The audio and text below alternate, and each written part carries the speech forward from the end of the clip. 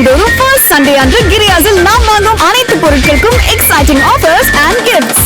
மேகதாது அணை எதிர்ப்பு நடைபயணம் மேற்கொண்டிருக்கக்கூடிய பாமக தலைவர் அன்புமணி ராமதாஸ் கல்லணையை பார்வையிட்டு செய்தியாளர்களை சந்திச்சுட்டு வரார். அந்த காட்சிகளை பார்க்கலாம். கர்நாடகாவிலே சமீபத்தில் அதன் முதலமைச்சர் திரு டி.கே. சிவகுமார் அவர்கள் ஏன் நாங்கள் மேகதாது அணையை கட்டுகின்றோம் என்று காரணங்களை சொன்னார். அதற்கு முதல் காரணம் அவர் சொன்னது, இது கர்நாடகாவை விட தமிழ்நாட்டுக்கு தான் அதிக பயன்பெறும். இரண்டாவது போய் இது முழுமையாக பெங்களூர் நகரத்துக்கு குடிநீருக்காக நாங்கள் பயன்படுத்துவோம். மூன்றாவது போய் உச்சநீதிமன்றம் அனுமதி கொடுத்து விட்டது. அதாவது முதலாவது போய் தமிழ்நாட்டுக்கு மேகதாது அணை கர்நாடகாவில் கட்டினால் தமிழ்நாட்டுக்கு இது மிகப்பெரிய ஒரு பேரழிவு ஏற்படும். காரணம், காவிரியை நம்பித்தான் தமிழ்நாட்டில் உள்ள 8 கோடி மக்களில் 5.5 கோடி மக்கள் இருக்கின்றார்கள். சென்னையில் 1 கோடி மக்கள் காவிரியை நம்பித்தான் இருக்கின்றார்கள் வீராணம் ஏரி மூலமாக.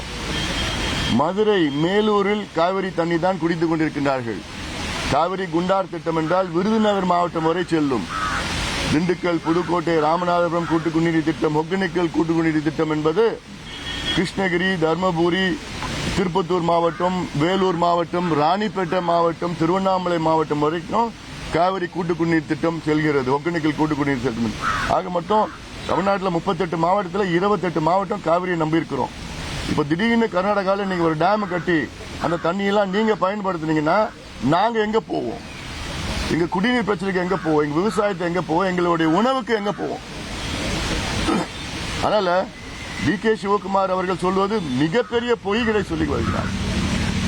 இரண்டாவது பொய் அவர் சொல்றது, இது பெங்களூர் நகருக்கு குடிநீர் திட்டத்திற்காக நாங்கள் மேகதாது அணை கட்டுகிறோம் என்று.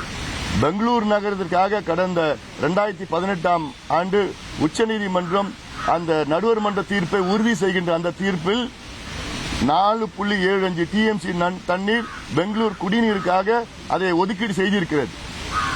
அந்த தண்ணி இன்னைக்கு KRS டேம் மூலமா, கிருஷ்ணராஜசாகர் டேம் மூலமா பெங்களூருக்கு வருது. KRS டேம் பெங்களூர்ல இருந்து 150 கிலோமீட்டர்ல தள்ளி இருக்கு. அங்கிருந்து தண்ணி வந்துட்டு இருக்குது.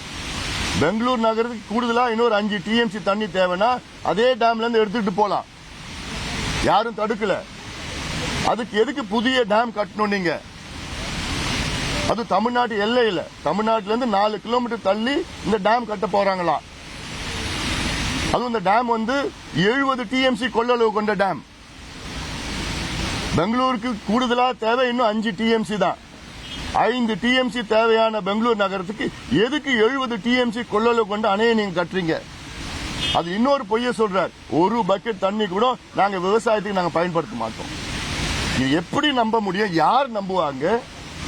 இதுவரைக்கும் கர்நாடகா உச்சநீதிமன்ற தீர்ப்பே மதிக்கல, காவிரி நடுவர் மன்ற தீர்ப்பை மதிக்கல, பல ஒப்பந்தங்கள், கடந்த கால ஒப்பந்தங்கள் எதையுமே மதிக்கல. நீங்க கர்நாடகா மேல இருக்கிறாங்க, முதல் மடை மாநிலம், கொடுக்கிற இடத்துல இருக்கிறாங்க, நம்ம வாங்குற இடத்துல இருக்கிறோம்.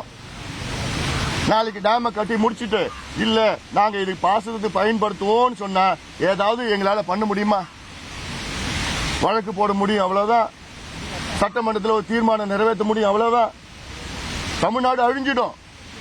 தமிழ்நாடு அழிஞ்சிடும்.